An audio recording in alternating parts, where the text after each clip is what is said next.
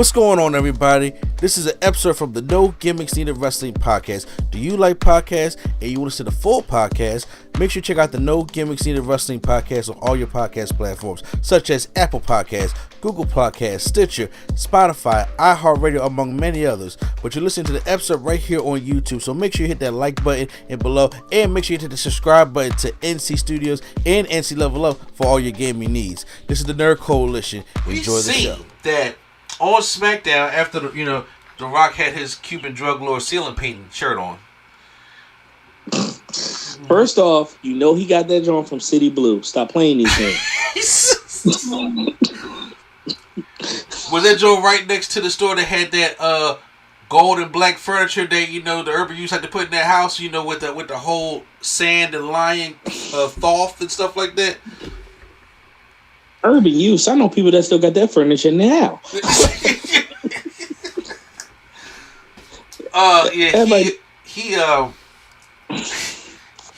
He pulled out the loudness on that. I was like, boy, that shirt is speaking to me. You hear me? And I don't mean that in a good way, but it's meant to get heat. I am looking forward to the weekly Rock shirts at this point. I'm here for it. Look, he done went to Sneakerville one week, and now he done went to City Blue. He still got to go to Against All Odds, and he still got to go to Scorpio. He said Scorpio. Yikes. Listen, so The Rock came out there, and a lot of things happened on SmackDown where it was that he, other than talking about how much Phoenix loves crack, cocaine and meth, and the cactus loving crackheads, which had me in stitches, by the way. And he said that he's not going to accept Cody Rhodes' challenge, that he's going to propose a tag team match.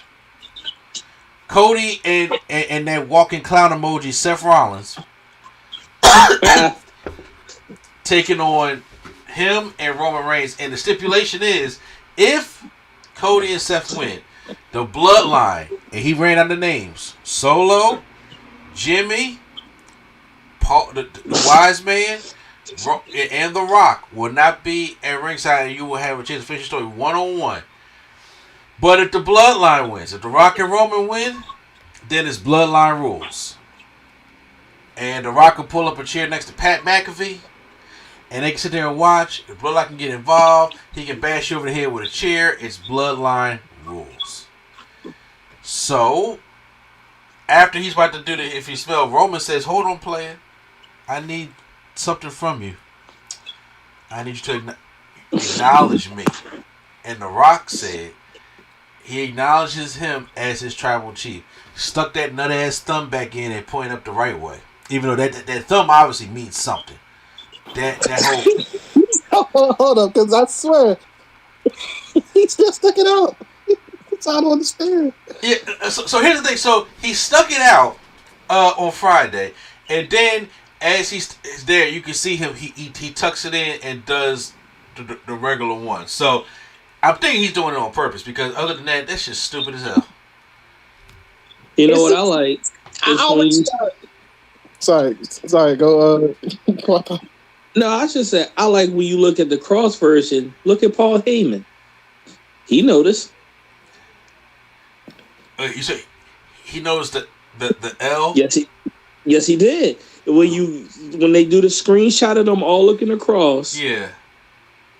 Paul Heyman is looking directly at The Rock's hand. Everyone else is looking forward.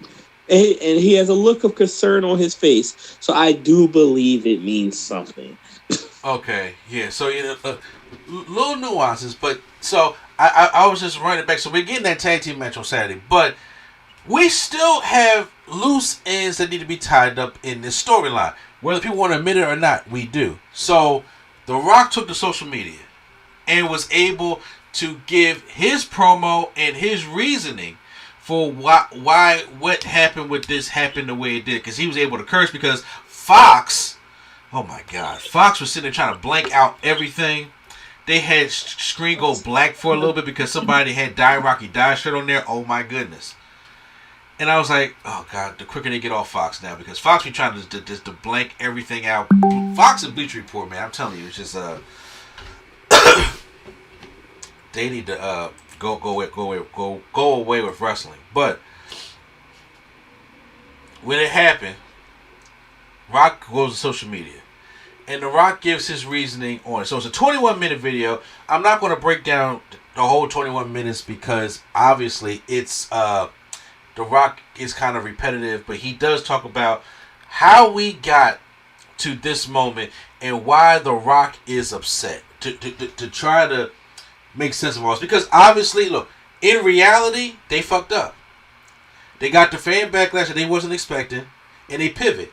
And I applaud them for the pivot. I applaud them for, the Rock now sitting into this heel character and like, hey, we ain't going to force feed the fans if that's not what the fans want. This is fucking WrestleMania, okay? That's a Vince move. So basically, like, hey, we gonna have to do something different. It didn't work, and then it didn't get the reaction that we was expecting it to get. So now we're going to pivot. And now I'm happy for the pivot because look, for us all on this podcast for night one, we get that tag team main event. So you get The Rock, you get Cody, you get Roman, you get Seth, you get all people that's gonna probably be on night two, except for Seth, and you get all that on night one. They about to really load up the fucking night one. Like this is gonna be insane. Wouldn't you agree, Quattro, at least? Yeah, I am looking forward to the tag team match. I'm on board for that one because some people are. I'm sorry. Go ahead. That's something I said before. I wanted to see The Rock because I haven't got a chance to.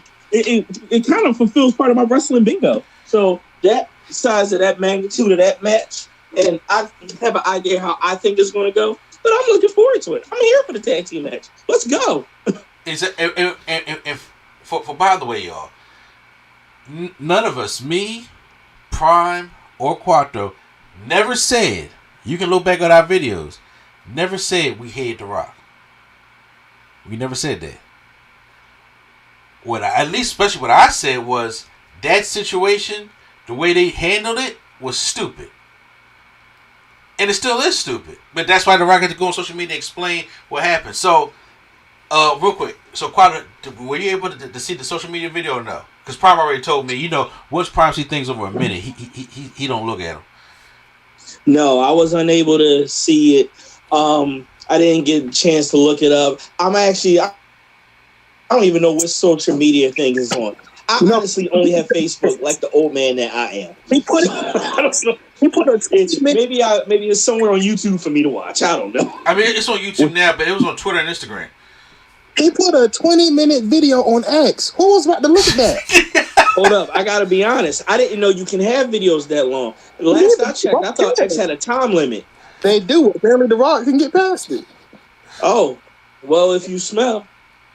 So, what happened was The Rock gets on there, and he basically is calling, Cody stupid for trying to call The Rock out. But he said, but you know what?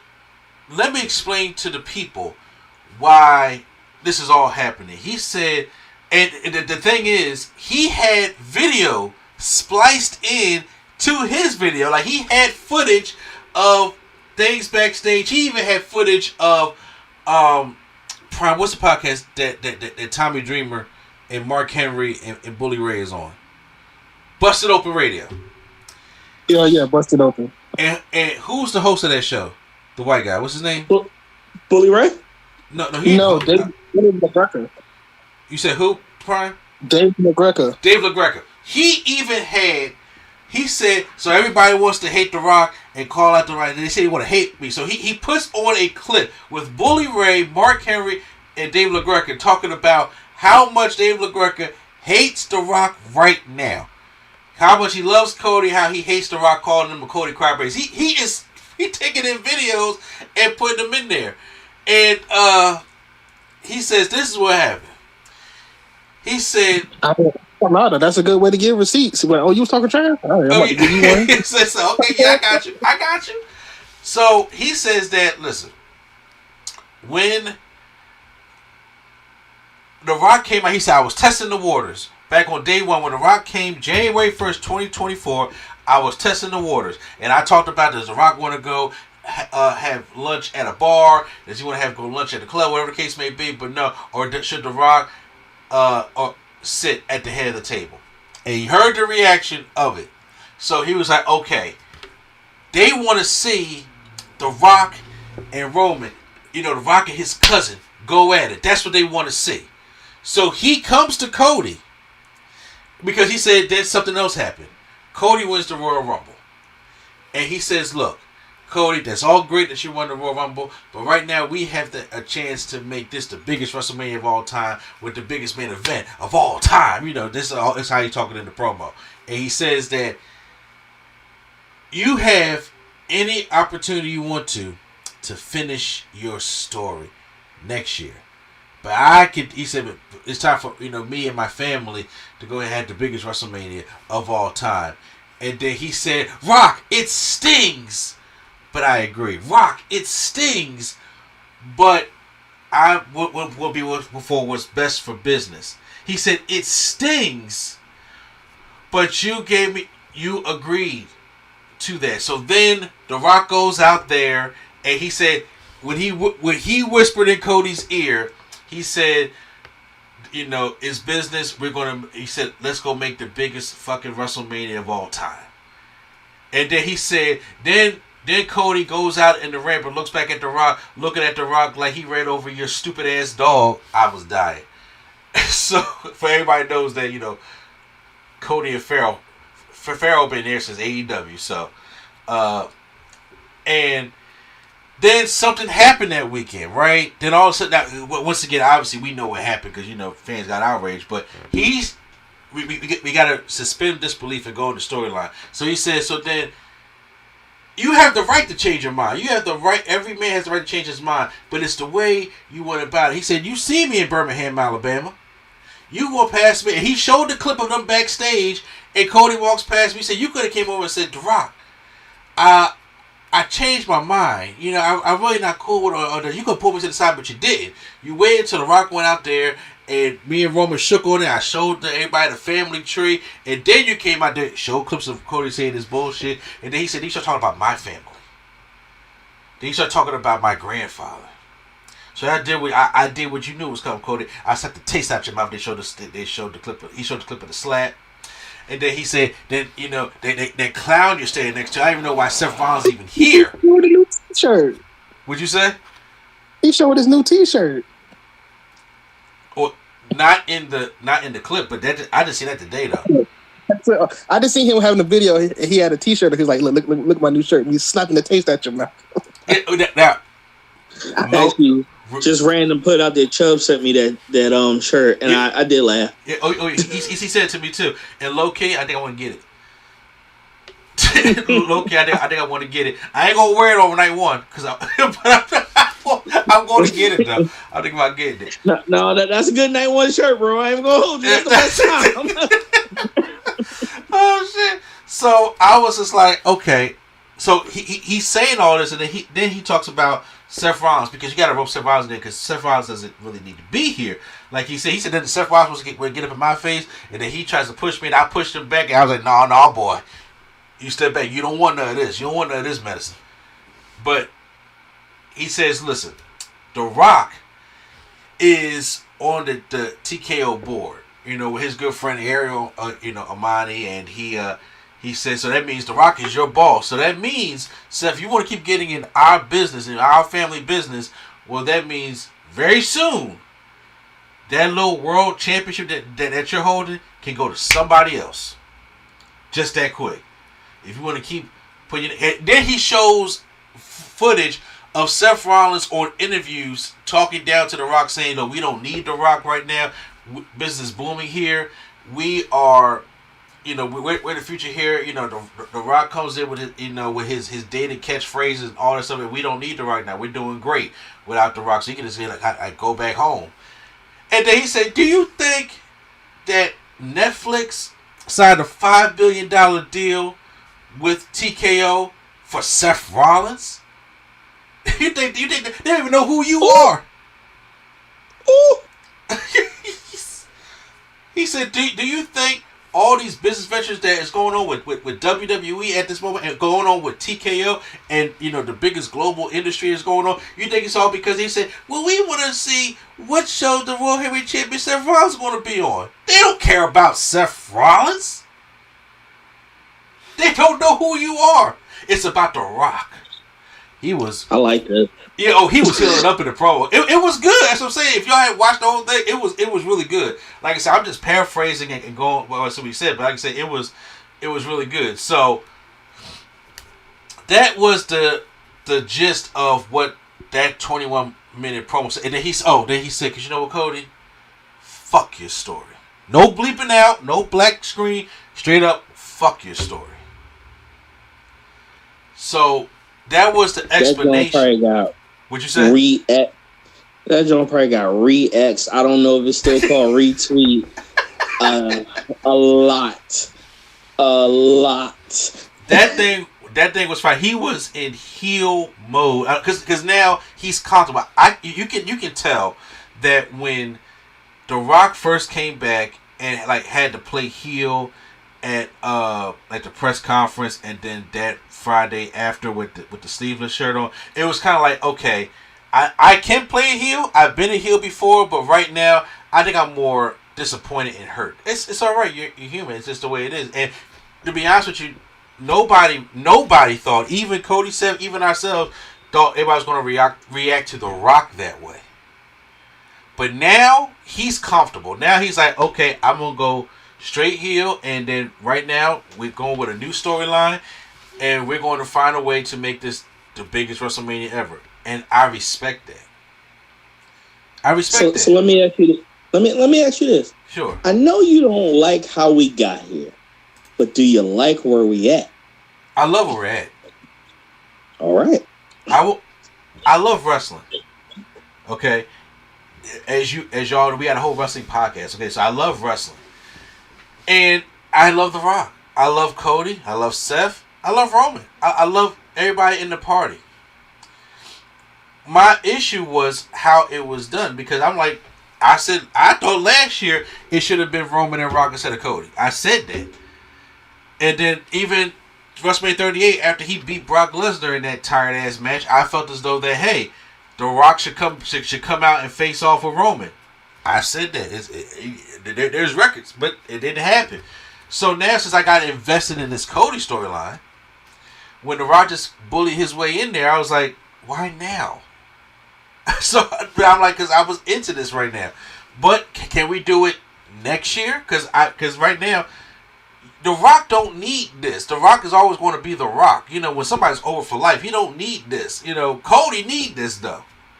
So I was with that. But now, for what we got now from how the stars align, because we got so many injuries, having that blockbuster tag team match on night one, the night that we're going on Saturday, it don't, because honestly, I don't think right now, it seems like since they've been doing the 2 nights of WrestleMania, night 2 has always been it's always been a decent show, but it's always been the weaker of the 2 shows. And I can agree with that. Yeah, and it seems like they always be putting these heavy ass eggs in basket for night 1, and I respect that. And the way that they had to pivot to get out of here, to get into this situation, because now I'm intrigued. So now I want to watch Raw to see what Cody going to say, because they made the match, but Cody and Seth haven't accepted yet. But they both on Raw, and then The Rock's coming back next week on SmackDown. So he has gotten the people watching wrestling again. It's a hot period right now. Wrestling, this is the hottest wrestling has been for decades, and I'm talking about because. If you got AEW doing their thing, and like I said, they had a great show at Revolution the other day. I don't know if you saw the Quattro, but I know you probably seen the highlights and shit. Yeah, I read about it after it was over, but I didn't see it. You're correct. Yeah, I mean, Darby's stupid as hell, but yeah. Revolution had a great show. TNA, I mean, before Scott D'Amore got fired, was doing great. WWE is hot, so right now wrestling is... When you got like these 3 different companies just doing their own thing, it's hot right now compared to any of the years it's ever been since like the Attitude Era. Which makes, and I'm talking about in terms of wanting to go and see the show. You may not want to go see the whole show, but you at least want to go see what Cody got to say. You want to at least see what Seth got to say. You want to at least build up to that matchup. And now you want to see like, well, damn, what else is going to be on night one? And I'm thinking like, hey, if we get this and we get Jade and we get the Usos match on night one set and game for me. That's what it is. So, but I do, and I also applaud Triple H and WWE and The Rock for saying, look, it made no sense for Cody to give up his WrestleMania spot in the first place. That just looked really dumb. But now to try to give some type of explanation for it, and had it on social media, because he couldn't have cut that promo on Fox. He already took 40 minutes cutting that promo. So he couldn't even add in there what you wanted. We didn't want to keep waiting. So do it on social media. I do just want to say, since you just touched on that, and I said this to my wife earlier after we watched SmackDown, I said, this is a very long promo. Like, this is almost all of SmackDown. Wow. Bro, it's like half the show was that promo.